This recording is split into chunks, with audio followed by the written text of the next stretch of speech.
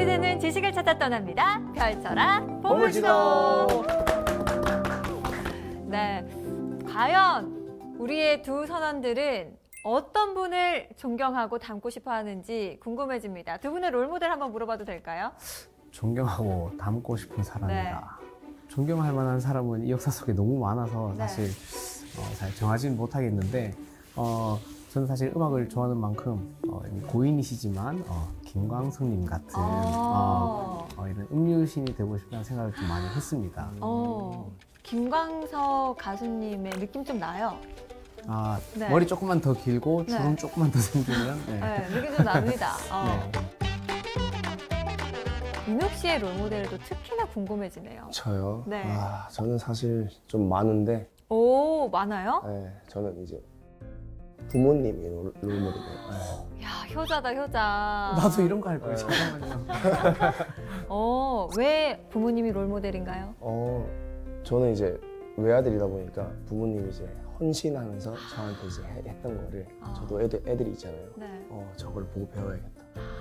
그럼 그 받았던 사랑을 지금 효도로 갚고 있습니까? 효도 말고 우리 애들한테 잘하고 있어요. 롤모델. 우리 엄마가 나한테 해준 거를 배워서 나도 잘해주고 있어요. 다시 키워봐야 소용없다는. 아무 소용이 없다는 것도 이동 씨를 보면서 다시 한번 깨닫습니다. 아니, 제가 롤모델 이야기한 이유가 있습니다. 일단 오늘 사실 우리 모실 선장님이 또 한국 과학계의 대모시거든요.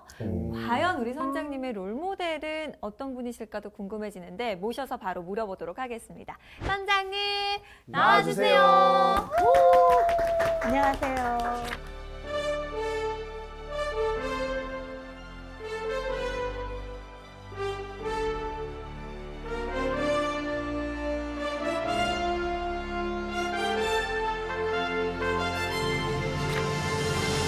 사실 저희가 롤모델 이야기를 한창 했거든요. 우리 과학계의 대모 선장님께서는 과연 어떤 분을 롤모델로 삼고 계실까 궁금해져요.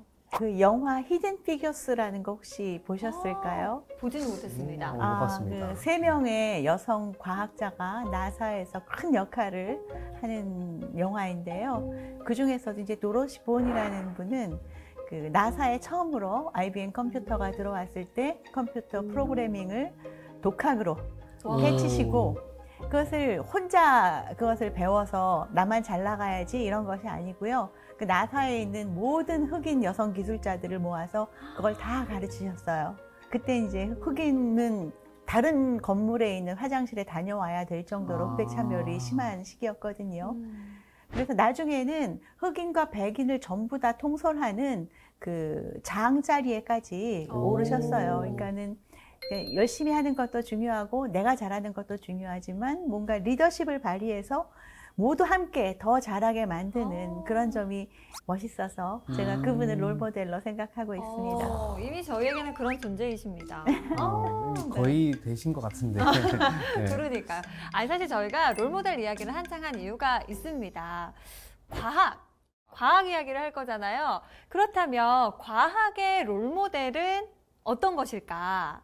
지금 여러분들의 머리 위에 지금 물음표가 막 떠 있잖아요. 보여요. 뭔 소리죠? 도대체 저게 무슨 소리야? 하는 표정이 읽히는데 이 물음표를 우리 선장님께서 느낌표로 바꿔주실 겁니다.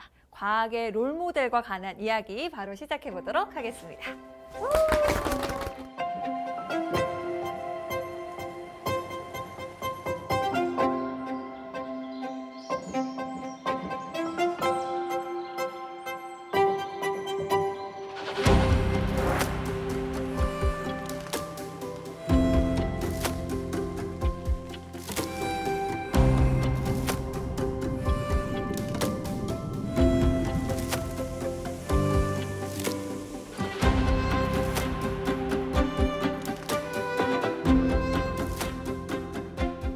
제가 여러분께 해드릴 이야기는 과학의 롤모델, 자연에 관한 이야기입니다. 많은 연구자들이 자연으로부터 영감을 받고 거기에서부터 시작해서 우리 삶에 정말 도움이 되는 많은 발명도 하고 발견도 하고 만들기도 하시고 이렇게 했는데요. 38억 년이라는 긴 시간 동안 생명체는 이 지구에 가장 살기 좋게 진화를 해왔습니다. 그래서 정말 엄청난 기능들을 서로 가지고 있으면서 진화를 해온 게 되는 거죠. 그래서 우리가 지금 필요한 무슨 기술이 필요하다 그러면은 우리 머리를 막 짜내서 만들 것이 아니라 이 38억 년 동안 진화한 이 생물체로부터 뭔가 영감을 받고 뭔가 배워와서 한번 만들어 보자. 이런 시도를 굉장히 많이 하고 있고요. 이것을 우리는 자연으로부터 배우는 지혜, 바이오미미크리라고 이야기를 합니다. 그래서 오늘 자연 모사에 대해서 이야기를 해볼 텐데요. 우리 주변에 자연을 흉내내서 만든 것들이 굉장히 많이 있는데 어떤 것들이 생각이 날까요?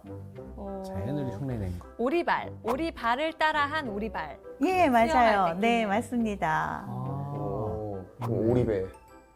오리배도 자연 모사인가요? 자연의 형태를 조금 모사했다고 볼 수는 야, 있겠지만 뭐 아니라 할 수도 본격적인 없고, 이거. 그래 아니라 할 수도 야. 없고 오리머리를 달고 있으니까 네. 거북선. 거북선도 거북선도 진짜 예 자연 그럴 수 있겠네요. 거북이의 등껍질을 묘사를 한 거니까. 배의 모양도 유선형도. 네, 그렇죠. 횡성처럼. 배 밑도 거북이 배랑 비슷하게 모사. 생겼죠. 사실 자연 모사는 우리 인류의 역사와 거의 같다고 볼 수도 있어요. 원시인들이 사용하던 도구, 특히 사냥 도구들은 동물의 발톱을 묘사한 겁니다.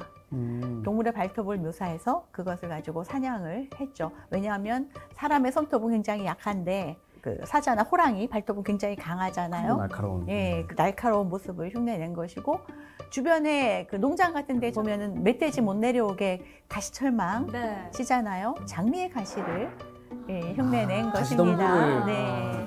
우리 주변에 이렇게 자연을 모사해서 만든 그 것들이 굉장히 많이 있죠. 그 자연을 모사하는 방법에는 크게 세 가지가 있을 수가 있습니다. 첫 번째는 자연의 형태 그리고 구조를 모방한 건데요. 거북선 같은 거, 비행기 이런 것들 자연의 형태를 모사했다라고 볼 수가 있죠. 두 번째는 자연에서 나오는 재료를 가지고 우리가 필요한 뭔가를 만드는 겁니다. 그래서 재료를 모사하는 방법. 그리고 세 번째는 조금 어려운데 생태계를 모사하는 거예요. 생태계. 개미끼리 잘 사는 방법을 사람에게 가져와서 그것을 활용을 한다든가 로봇에게 접목시킨다든가 하는 움직임을. 그렇죠. 사회 질서 어떻게 이런 거나. 움직이는가. 이 세 가지의 모사에 대해서 오늘 알아보도록 할 거예요.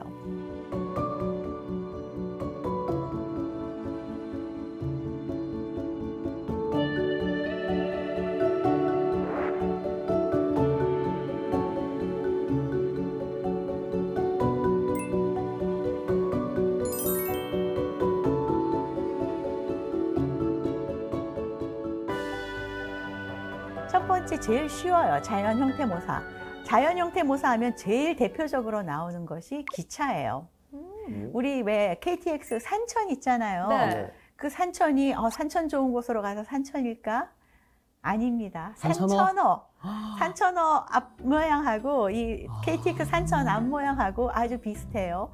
그 공기의 유체의 저항을 줄여주는 형태로 되어 있죠. KTX 굉장히 빨리 가야 되기 때문에 그 공기의 저항을 덜 받게끔 산천어의 주둥이 모양을 만드는 게 바로 KTX 산천입니다. 산천어가 시속 300km로 네. 내고 있습니다. 예, 예. 아니라고 할 수도 없고 이거. 한국에 KTX가 있다면 일본에는 신칸센이 있죠. 신칸센. 신칸센은 앞 모양이 더 날렵해요. 산천이나 KTX보다 훨씬 뾰족합니다. 그것은 물총새의 부리에서부터 나왔다고 하더라고요. 물총새의 부리는 굉장히 날카롭고 뾰족하고 긴데요. 이 물총새가 공중에서 물 안에 있는 물고기를 보고 물 속으로 뚫고 들어갑니다. 그러니까 물 위에 떠 있는 고기를 잡아먹는 것이 아니라 물 속으로 아주 빠르게 뛰어 들어가서 물 속에 있는 고기를 잡아갖고 나와야 되기 때문에 물의 저항을 거의 받지 않고 입수를 할 수가 있는 부리를 가진 거죠. 그래서 물총새의 부리 모양에서 신칸센의 모양이 나왔다. 이렇게 이야기를 합니다. 그리고 건축물 같은 경우에 굉장히 많이 볼 수가 있어요. 그림 보시면 선인장 모양 닮았죠? 선인장. 선인장의 모양을 그대로 만든 카타르의 농업행정부 빌딩입니다. 사막에 있기 때문에 선인장의 모양을 담았다라고 할 수가 있고요. 이 선인장의 구조 자체도 어떻게 공기가 잘 순환이 되게끔 이루어진 그런 모양을 담았다고 해요. 자, 왼쪽에 있는 그림 아주 아름답죠? 저게 베이징 올림픽의 주 경기장입니다. 딱 보면 뭐가 생각나시죠? 새 둥지요. 맞아요. 새 둥지. 오, 그런 생각을. 아니 사실 저도 몰랐는데 그때 올림픽 할 때 한창 새 둥지를 닮은 베이징 올림픽 주경기장 이렇게 많이 들었어서 기억이 남네요. 네, 새 둥지 모양을 만든 겁니다. 사실 새 둥지가 굉장히 얼기설기 만들어져 있는 것 같잖아요. 그런데 신기하게도 태풍이 지나간 다음에도 새 둥지 그대로 있어요. 나뭇가지가 흐트러지지 않고 이것들이 이제 구조적으로 서로 힘을 분산하면서 바람이 아무리 세게 불어도 망가지지 않게끔 만들어져 있기 때문이고요. 마찬가지로 베이징 올림픽의 주 경기장도 철강을 새 둥지처럼 잘 설계를 해서 적은 철을 쓰고도 굉장히 튼튼하게 만든 그럼 저것도 이런 태풍은 안 구조물이라고. 날아가겠네요. 안 안 날아가죠. 날아가죠. 아니라고 할 수도 없고. 날아갈 수 없어요. 철근입니다.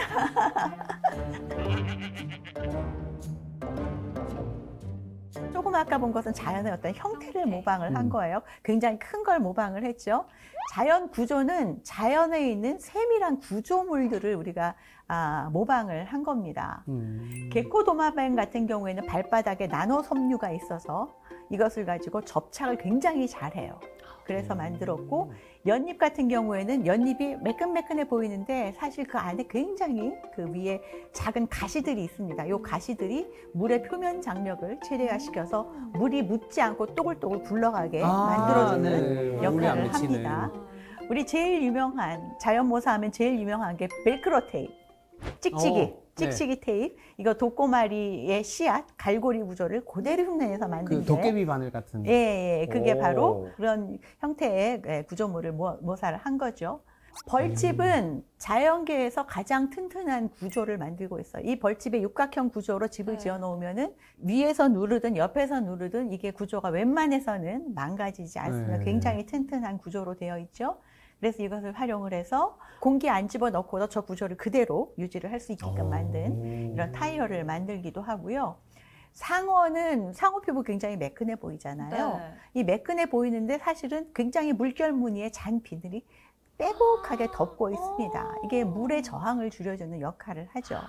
이 중에서 몇 개를 제가 조금 더 상세하게 설명을 드릴게요. 너무 재밌겠어요.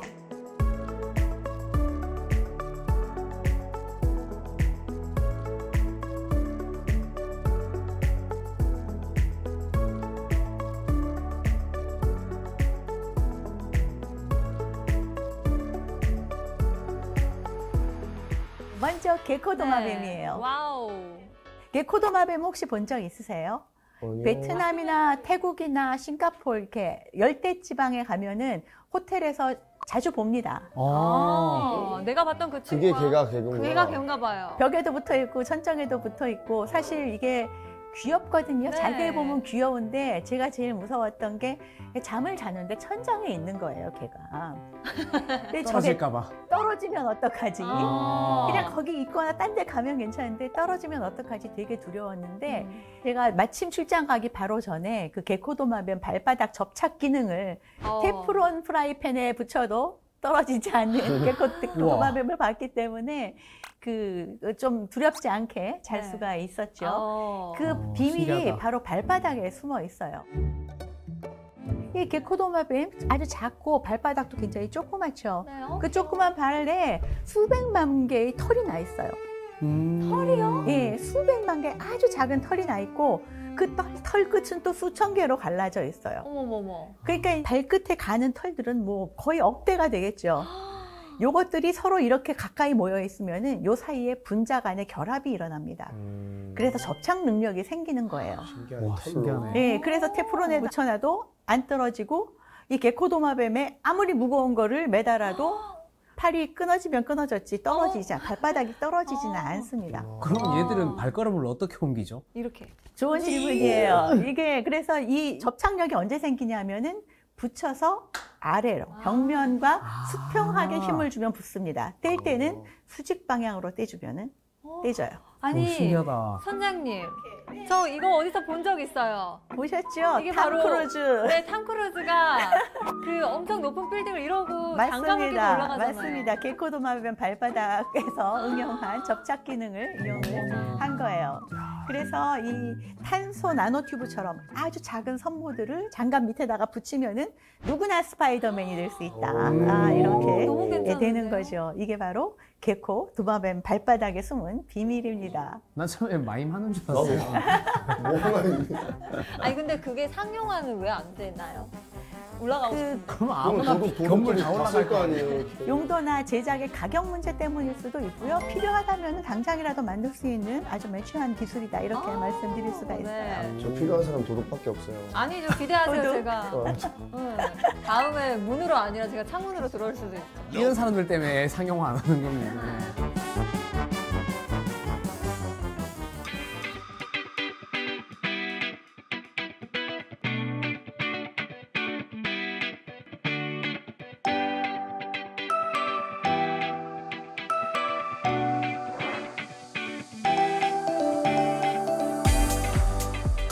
딱정벌레 이렇게 보시면은 어떻게 서 있죠? 발끝으로 서 있는 듯한 기분인데. 그쵸. 그 약간 물구나무 서듯이 등딱지를 이렇게 딱 세우고 서 있잖아요. 불편하게 서 있는. 저 등딱지가 바람이 불어오는 방향을 맞이하게 서 있어요. 그래서 딱정벌레 등은 어떤 구조를 가지고 있냐면은 아주 작은 돌기들이 촘촘하게 나 있는데 그 돌기는 친수성이에요. 물을 좋아해. 그런데 그 돌기 밑에 부분은 소수성이에요. 물을 싫어해요. 그러니까 바람이 부는 방향으로 딱정벌레가 저렇게 딱 서 있잖아요. 그러면 바닷바람이 이렇게 불어오면서 거기에 있는 수분이 딱정벌레 그 친수성 돌기 끝에 맺힙니다. 이게 맺혀가지고 물방울이 어느 정도 크기가 되면은 떨어져. 그 밑으로 들어가는데 거긴 소수성이니까 또글또글 굴러가요. 물방울을 만들면서. 그래서 딱정벌레가 서 있으면은 입으로 물방울이 쏙쏙 들어오는 겁니다. 몸 타고 입으로 들어오라고. 그렇죠. 그래서 그리고 또 바람을 많이 맞을 수 있게 표면적을 늘리기 위해서 서 있는 거죠. 네. 너무 귀여워요. 그래서 이것을 MIT 엔지니어들이 이용을 해가지고 텐트 같은 걸 만들었어요. 방수가 잘 된 천에 물을 좋아하는 점을 딱딱딱딱 찍어 놓는 거예요. 그리고 텐트를 이렇게 쳐놓으면은 그 습기 있는 바람이 불어오는 데서는 하룻밤 쌓이면은 하루 먹을 물이 나온다. 이렇게 이야기를 하더라고요. 그래서 딱정벌레 등껍질에서부터 우리가 이렇게 좋은 지혜를 얻어서 물건을 만들 수가 있었다. 놀라운 발명품이 나왔다. 이렇게 말씀을 드릴 수가 있습니다. 저것은 흑동고래예요. 흑동고래. 흑동고래는 몸 길이가 11에서 16m나 되고 엄청 크죠. 무게 40톤. 어마어마합니다. 그런데 흑동고래가 바다에서 헤엄치고 방향 바꾸고 하는 거 보면 정말 날렵해요. 휙 바꾸거든요. 그 반경 1km를 돌아야지 방향을 바꿀 수가 있는데 흑동고래가 이렇게 방향을 쉽게 바꿀 수 있는 것은 바로 저렇게 펼쳐놓은 지느러미의 비밀이 있습니다. 흑동고래의 지느러미는 끝부분에 혹처럼 이렇게 혹이 돋아 있어요. 혹이요? 예. 혹이 울룩불룩하게 지느러미 한쪽 끝에 돋아 있어서 흑동고래가 물결을 이렇게 헤치면은 그 지느러미가 물결을 몸에 착 붙게 만듭니다. 그래서 굉장히 빠른 회전이 가능하게 해주는 거죠. 그럼 그 혹들이 브레이크 역할 같은 걸 하는 건가요? 브레이크라기보다는 물살을 한쪽 방향으로 밀어줘서 우리가 키 잡듯이 더 빨리 휙 돌아갈 수 있게 이렇게 해주는 거죠. 그래서 이 흑동고래의 지느러미를 흉내내서 만든 것이 풍력 발전기의 블레이드입니다.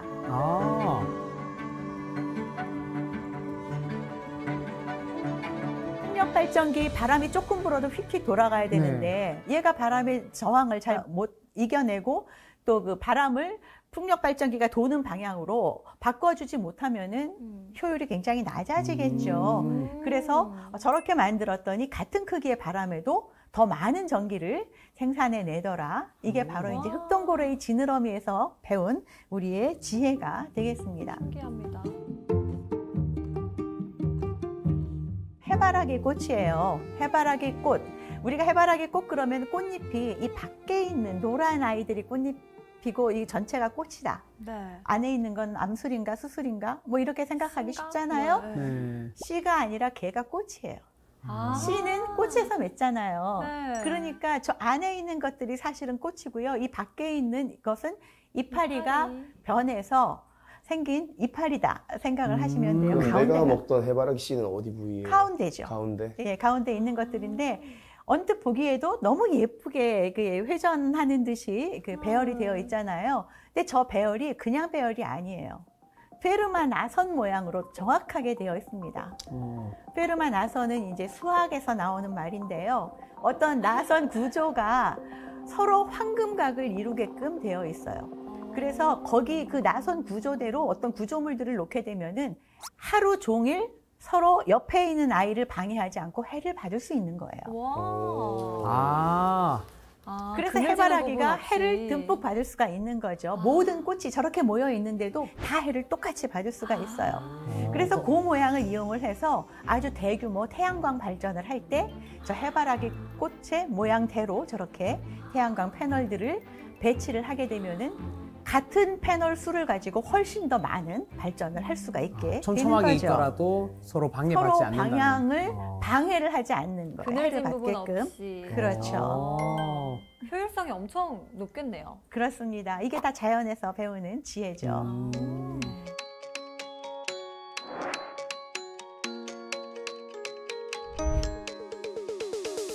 자, 상어 피부가 나왔어요. 저기 확대돼서 본 것처럼 딱 보면은 그냥 회색으로 거칠거칠하게 담겨져 있을 것 같은데 그 안에 저렇게 날카로운 이빨 같은 물결 무늬를 가진 비늘이 빼곡하게 들어가 있습니다.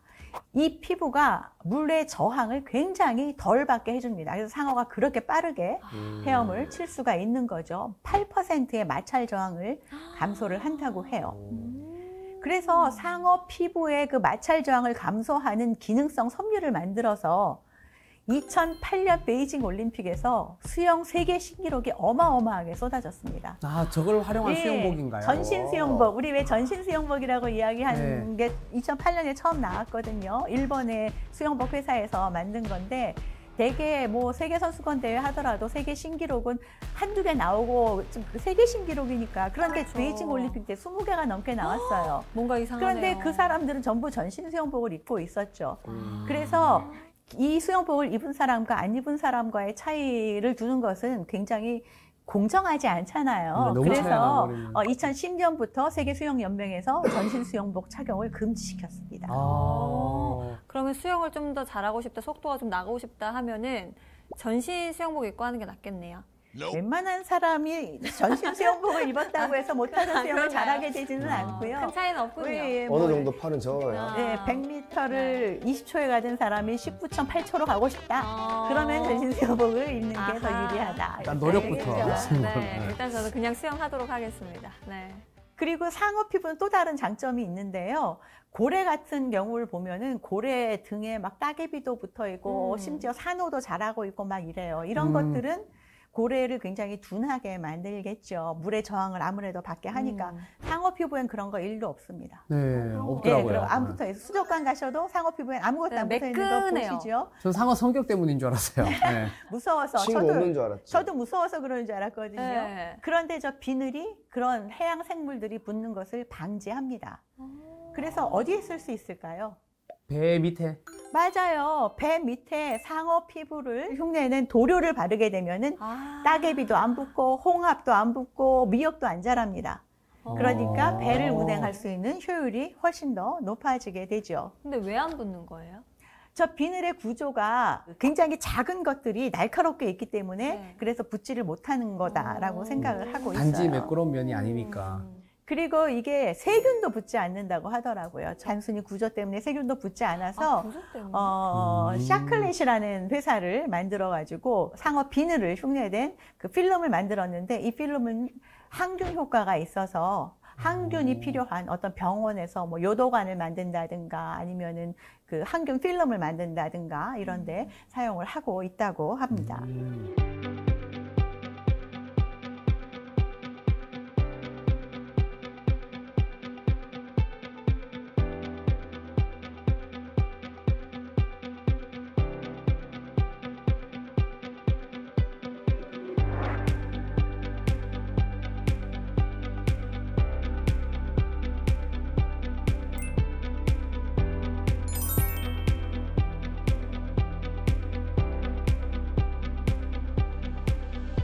이번에는 재료를 가지고 뭔가 만드는 이야기를 재료. 한번 해볼게요. 재료.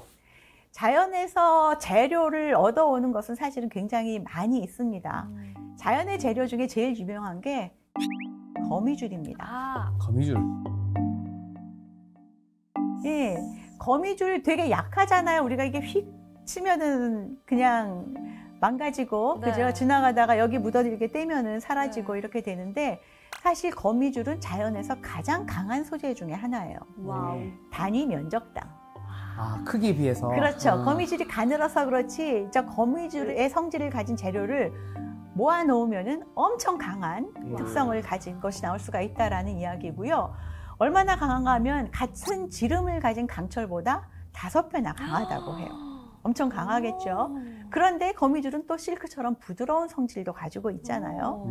그리고 신축성이 엄청 뛰어나요. 맞아요. 우리가 신축성 뛰어난 거 이제 생각하면은 나일론 스타킹 네. 굉장히 쭉쭉 잘 늘어나잖아요. 네. 오. 스타킹의 신축성이 16%인데 거미줄은 이거의 2배, 31%나 늘어납니다. 그러니까는 와. 엄청 사람들이 군침을 흘리는 이런 재료가 되겠죠. 그런데 문제는 거미줄을 만드는 게 그렇게 쉽지가 않은 거예요. 거미줄을 만드는 게 쉽지가 않아서 연구자들이 무슨 일을 했냐면 거미줄을 만들 수 있는 다른 큰 동물을 한번 생각을 해보자. 거미줄을 만들 수 있는 큰 동물이요? 예. 스파이더맨이네. 왕거미.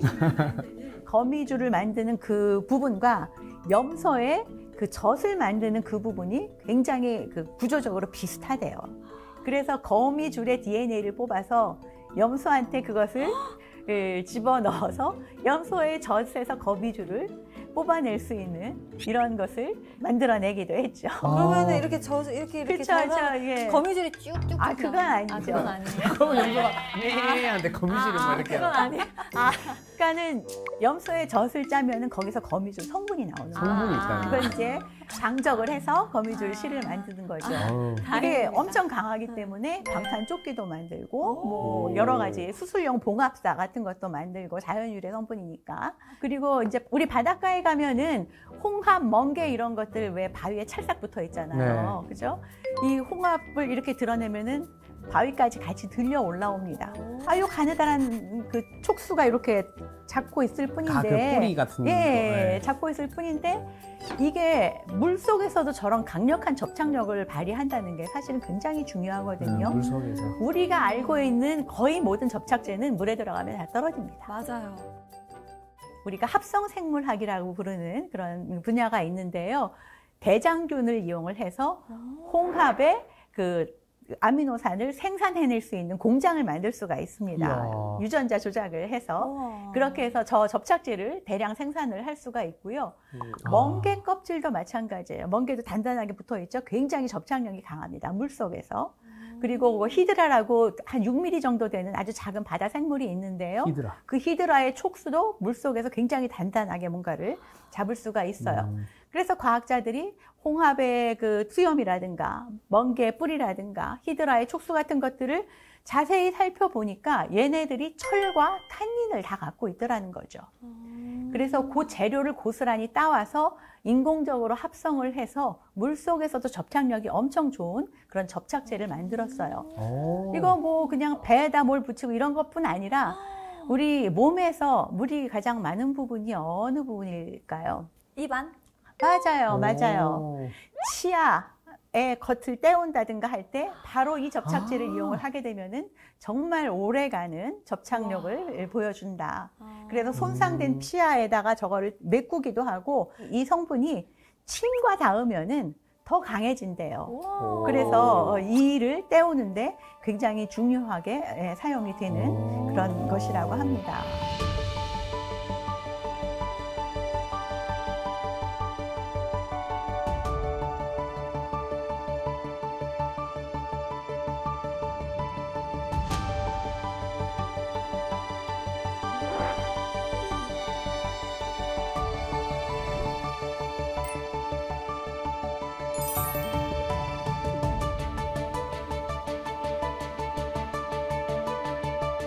그다음 기능모사를 하는 부분이 있어요. 그러니까는 뱀 같은 동물이나 곤충이라든가 이런 것들을 모사를 하는 방법인데요.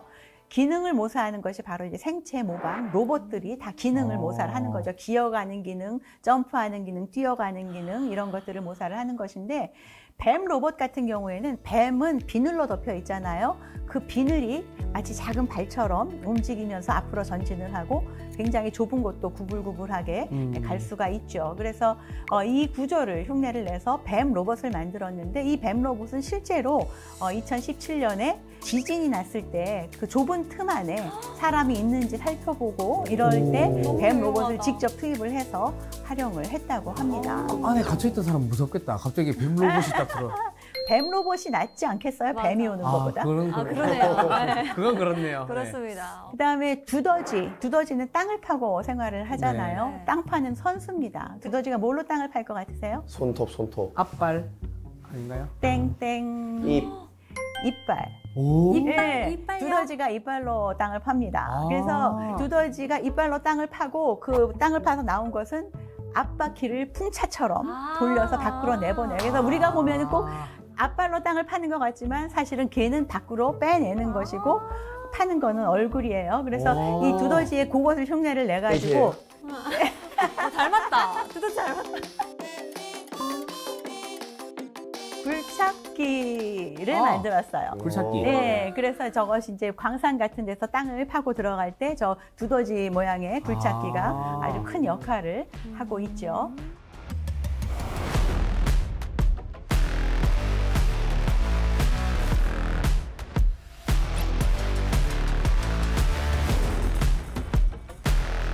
코끼리 코는 굉장히 자유롭게 움직여요. 우리가 로봇팔을 만들 때 대개 사람을 생각을 하게 되면은 관절을 연결해서 만들죠. 자유도가 별로 없습니다. 움직일 수 있는 게 자유도가 별로 없어요. 근데 코끼리 코는 이게 작은 관절처럼 다 이어져 있기 때문에 굉장히 자유롭게 움직이죠.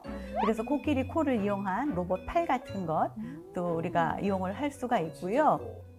이번에 보여드릴 것은 치타 로봇입니다. 우리가 그 사족보행 로봇을 만들 때 되게 몸통을 튼튼한 상자처럼 딱딱한 걸 만들고 거기에 발을 달아서 발의 관절들만 움직여서 뛰어가게 만들어요. 그런데 치타를 잘 관찰을 해보시면은 몸통은 뻣뻣하게 있고 발만 움직이는 게 아닙니다. 치타가 괜히 세계에서 제일 빠른 동물이 아니에요. 몸이 움츠릴 때는 등이 같이 휩니다. 그리고 온몸으로. 그렇죠. 팔다리를 펴줄 때는 등이 활짝 펴지면서 갑니다. 그걸 반복하기 때문에 스프링이 휘었다 접었다 이걸 반복하면서 가기 때문에 치타가 그렇게 빨리 갈 수가 있는 것이고 이를 활용해서 저런 소프트 로봇 등이 같이 휘었다 펴졌다를 하면서 갈 수 있는 아주 빨리 갈 수 있는 치타 로봇을 만들었죠.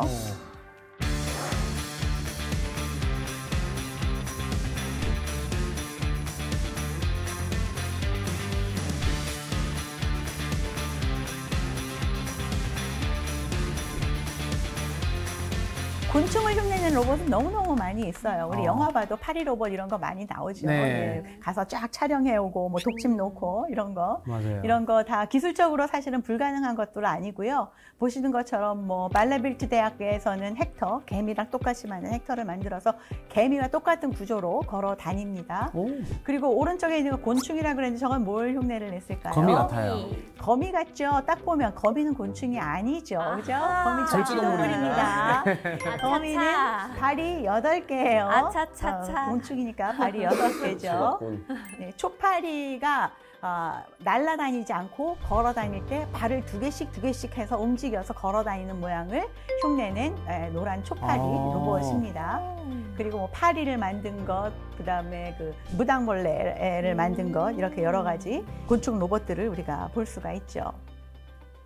그리고 그 잠수정, 저것은 우리나라의 진짜 해양연구원에서 직접 사용을 하고 있는 잠수정인데요. 개처럼 딱 생겼죠.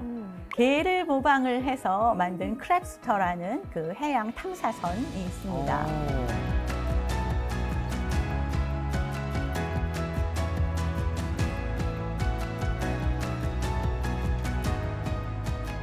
가오리 로봇도 있어요. 가오리 가오리 아시죠? 이렇게 예. 마른 목걸로 생기고 꼬리가 네. 달려 있습니다. 그런데 가오리의 그 가운데 부분이 전부 다 100% 근육과 연골로 이루어져 있어요. 이게 근육으로 이루어져 있기 때문에 이 가오리 로봇을 어떻게 만들었냐면 그 가오리의 뼈대를 금으로 만들고요. 그다음에 비싸겠네요. 가오리의 피부는 탄성 고무 같은 플라스틱으로 만들고 그 사이를 생쥐의 심장 근육으로 채웠어요. 왜요?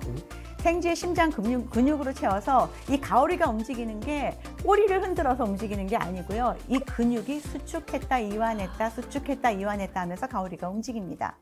가오리 꼬리 되게 보잘것 없잖아요. 네. 그죠? 아주 조그맣고. 그래서 움직이는 것은 근육이 수축과 이완을 반복하면서 움직이기 때문에 생쥐의 심장 근육으로 그 사이를 채워넣고 우와. 저 가오리의 금으로 된 뼈대 부분에다가 광 자극을 주면은 빛으로 자극을 주면은 그 자극이 퍼져나가면서 근육이 수축과 이완을 반복하고 오. 그래서 가오리 저 로봇이 헤엄을 칠 수가 있어요. 와. 빛만 있으면 에너지 없이 갈 수 있습니다.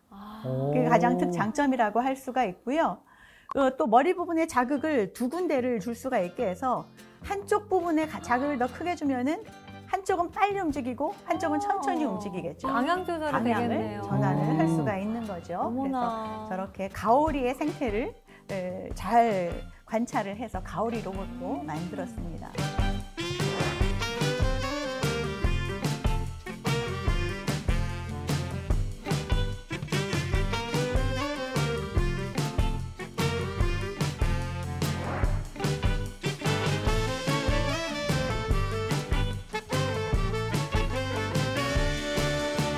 이 로봇보다 더 재미있는 것은 건축이에요. 건축. 아까 처음에 제가 베이징 올림픽 메인 스타디움 보여드렸죠. 그것도 둥지 같은 자연의 거. 형태를 모방을 한 건데요. 한 걸음 더 나아가서 기능까지 모방한 건축이 있습니다. 기능까지. 자연의 기능을 모방한 건축. 가장 유명한 것이 이스트게이트 쇼핑센터라고 아프리카에 있어요. 저 오른쪽에 있는 게 흰 개미집입니다.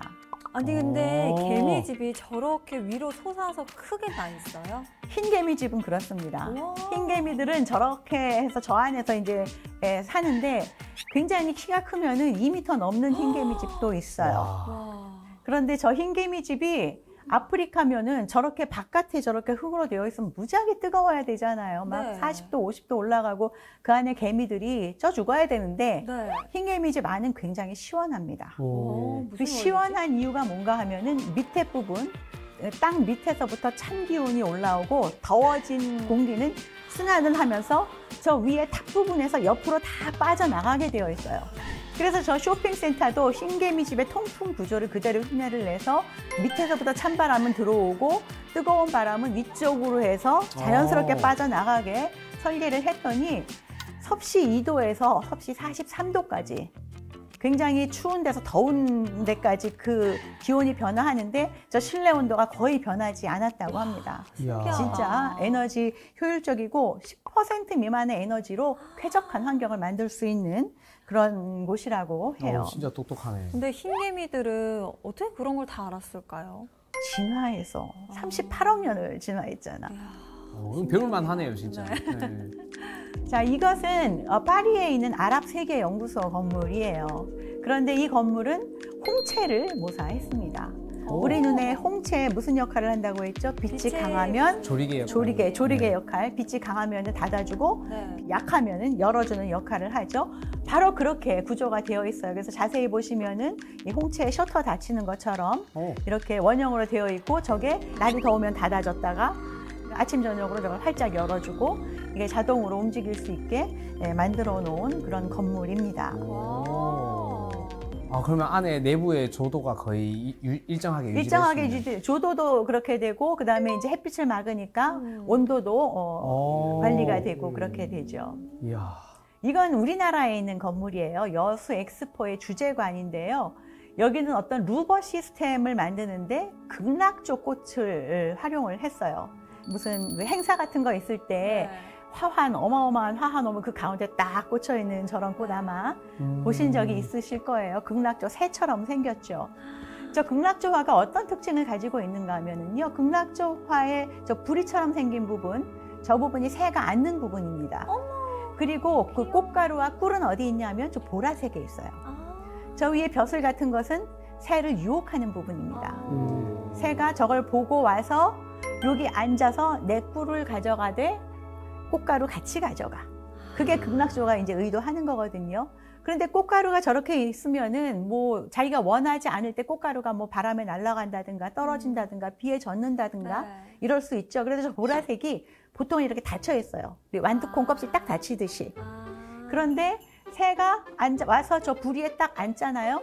그럼 저 누르는 힘이 저 보라색에 전달이 되면서 뚜껑이 열립니다. 버튼처럼 돼 있는. 네. 어머. 그래서 그 기능을 활용을 한 게 바로 여수 엑스포 주제관이에요. 저 기능을 어떻게 활용을 해요? 저기도 새가 앉으면 힘을 주는 거죠. 새가 앉는 것처럼 갈비살처럼 네. 벽면을 쭉 만들어 놓고 갈비살에 어느 정도의 힘을 주면 제가 90도까지 벌어질 수 있게끔 그렇게 만들어낸 거예요. 그래서 똑똑하다. 미디어 파사드로도 활용을 하고 벽면 디자인으로도 활용을 하고 환기도 시키고 되게 저런 걸 이제 루버 시스템이라고 이야기를 하거든요. 루버 시스템. 아주 작은 나무대를 덧대가지고 그걸 돌려가면서 이제 환기도 하고 하는 것.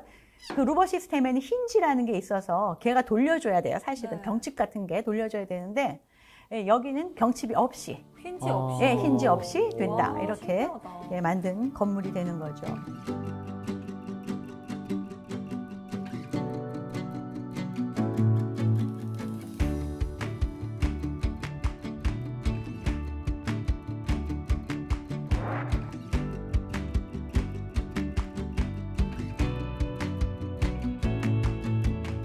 세포의 기능을 모사하기도 합니다. 이 세포를 그대로 모사하진 않지만 이 세포의 기능을 모사하는 것이 있는데 후각세포를 모사한 전자코가 있어요. 우리 코가 냄새에 맡는 것을 이용을 해서 이 전자코는 고기가 상했는지 이런 것도 맡을 수가 있지만 신기한 것은 암 환자의 날숨을 가지고 전자코가 암 환자다 아니다를 판별할 수도 있습니다. 이게 실제로 나와 있는 기술이에요. 그러면 누가 숨 쉬는데 앞에 가서 암 걸린 사람 냄새입니다. 이렇게 판별할 그렇게 할 수 있는 거예요. 있죠. 이 목소리로는 안 할 것 같아요. 그러니까 이 특정 질병에 따라서 사람의 그 안에서 대사작용이 달라지기 때문에 성분이. 호흡에서 나오는 가스 성분이 달라져요. 그래서 이야. 그 특정한 가스 성분을 잡는 것이 바로 전자코다. 이렇게 말을 할 수가 있고요. 아니 그러면은 공항에 왜 비글 같은 경비견들이 있잖아요. 마약 잡는 네, 네, 네. 탐지견. 그러면은 이제 저런 그 전자코가 있으면 그런 친구들도 부를 필요가 충분히 없겠네요. 가능하죠. 충분히 가능합니다. 걔가 그리고 일자리를 잃는데 그렇게 되네요. 사람보다 훨씬 더 민감하고 어떤 목적에 맞는 그런 후각을 이 바이오미미크리를 이용을 해서 만들 수가 있다. 이런 이야기가 되겠고요. 촉각 세포를 모사해서 전자 피부도 만들 수 있습니다. 우리가 이제 의술을 할 때 그냥 모양만 손 모양이 아니라 이제 움직이는 것도 요새 다 로봇 기술로 다 되잖아요. 그래서 마지막으로 들어가는 게 촉각 기술이에요. 그래서 이것이 날카로운가 아니면 말랑말랑한가. 그리고 의수에서 이 촉각 기술이 정말 중요한 이유가 뭔가 하면은 압력을 느껴야 되거든요. 압력을 느껴야지 살짝 잡을까 꽉 잡을까를 맞아. 결정을 합니다. 그래서 로봇이랑 악수를 할 때 우리 손이 으스러지지 않으려면 무서워. 로봇이 이걸 어느 정도 잡았을 때 내가 딱 고체를 느낀다라는 것을 알아야지 힘을 그만 딱 줄 수가 있거든요. 그렇게 이제 그 전자 피부를 촉각세포를 이용을 해서 만들 수가 있고요. 시각세포 우리가 전 시간에 했잖아요. 네. 인공망막 이야기도 하고 있는데 이렇게 시각세포를 이용을 해서 실제로 인공망막이 되려면은 그 망막에 전해주는 신호가 있어야 되잖아요. 그래서 이 그림에서 보시는 것처럼 이거 아르구스2라고 이거는 실용화된 제품입니다. 우리나라에도 이거 수술을 받은 사람이 있고요. 2012년에 아마 첫 수술이 된 걸로 제가 기억을 하는데요. 저 사람은 맹인이에요. 앞을 못 보시는 분입니다. 근데 안경을 썼어요. 안경을 왜 썼냐면 안경에 카메라가 달려 있습니다. 안경에 카메라가 달려있고 그 카메라가 가진 것을 그 옆에 있는 비디오 처리기가 처리를 해서 그 신호를 인공망막에 보내주면 전기 신호로. 인공망막은 그것을 전기 신호로 전달해서 시신경과 연결을 시켜주는 이런 역할을 하게 됩니다. 이게 바로 이야. 이제 시각세포를 모방한 광수용체가 되겠죠. 그 다음에 인공와우는 뭐 지금 많은 사람들이 실제로 그 수술도 받고 있어요. 달팽이관 대신 인공와우라는 것을 귀에 삽입을 하고 이것을 청신경과 연결을 시켜주면은 소리를 들을 수가 있는 것이 바로 세포 기능을 모사한 여러 가지 기술들이 되겠습니다. 참 고마운 기술들이네요.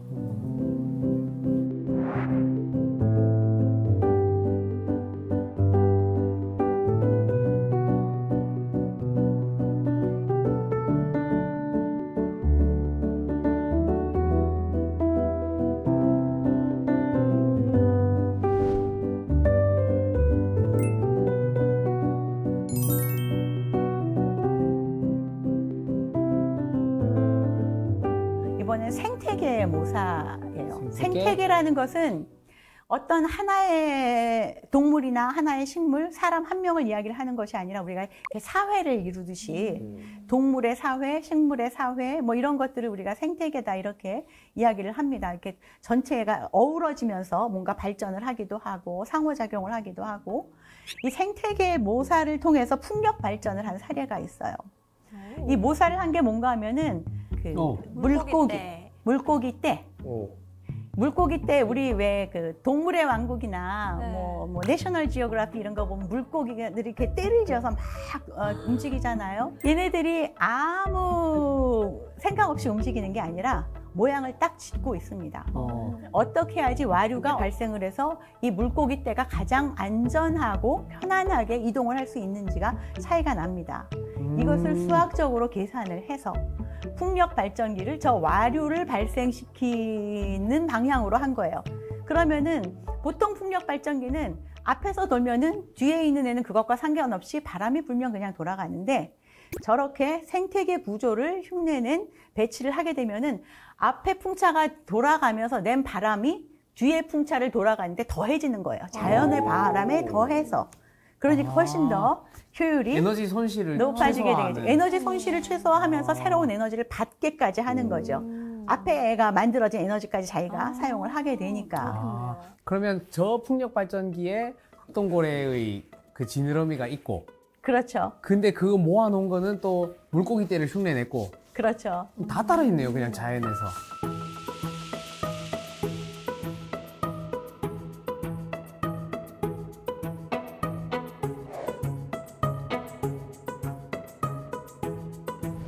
그 다음 이야기는 군집 로봇 이야기예요. 그러니까 로봇이 한 대만 있지 않고 여러 대가 같이 움직이는 로봇들 있잖아요. 요새 그 부산에 가면은 그 드론 수천 대 드론쇼. 가지고 네. 예, 어마어마한 멋있더라고요. 정말 아름다운 모습도 막 보여주죠. 네. 그것은 사실은 그 로봇들이 자율적으로 움직이는 게 아니라 로봇 한 대 한 대, 1000대면 1000대, 만 대면 만 대를 하나하나 다 프로그램을 해서 그 프로그램 한 대로만 움직이게 한 거예요. 그런데 우리가 자율주행이라든가 자율주행 로봇 같은 것들, 군집 로봇 같은 것들을 생각을 하면은 이 로봇들이 서로 소통을 하고 내가 일로 가니까 너는 일로 오지 마라든가 아니면은 내가 절로 가서 뭘 할 테니 너 같이 가자라든가 이런 것들 소통을 해야 되잖아요. 이런 거 소통을 하는 것이 동물로부터 배워온 것이 바로 개미와 벌 이런 것들이에요.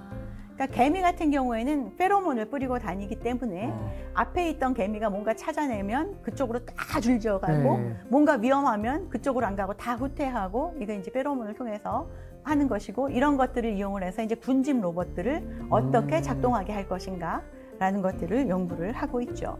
그러니까 자연에서 우리가 모든 것을 배운다라고 이야기를 하죠.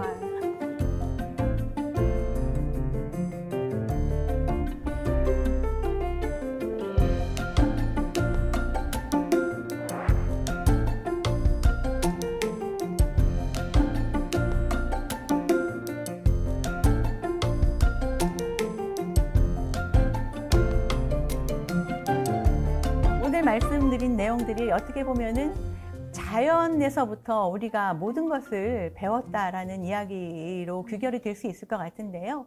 처음 말씀드린 것처럼 38억 년 동안 생물이 진화를 하면서 가장 효과적인, 가장 효율적인, 가장 적합한 모양으로, 기능으로 진보를 했고 그것들을 사람이 이렇게 바라보면서 우리가 갖추지 못한 기능들을 우리에게 접목해서 가져오는 것, 이게 바로 우리가 자연에서부터 배우는 지혜다 이렇게 말씀을 드릴 수 있을 것 같습니다. 지금 뭐 지구가 엄청 아프죠. 네. 그죠?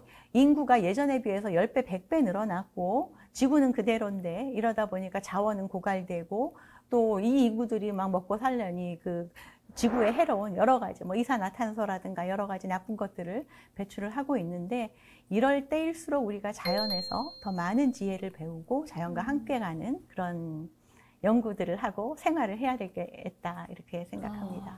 네, 오늘 진짜 선장님의 강의를 들으면서 내가 생각지도 못한 곳에서도 자연을 모방해서 활용한 것들이 정말 많구나. 진짜 자연이 최고의 스승이다 느낄 수가 있었습니다. 그럼 끝으로 또 선장님께서 오늘 강의를 멋있게 또 한마디로 정리를 해 주실까요? 자연이 우리의 스승이다라고 이야기를 했잖아요. 그래서 우리는 자연을 보호하는 것이 아니라 자연을 존중해야 된다라고 생각합니다.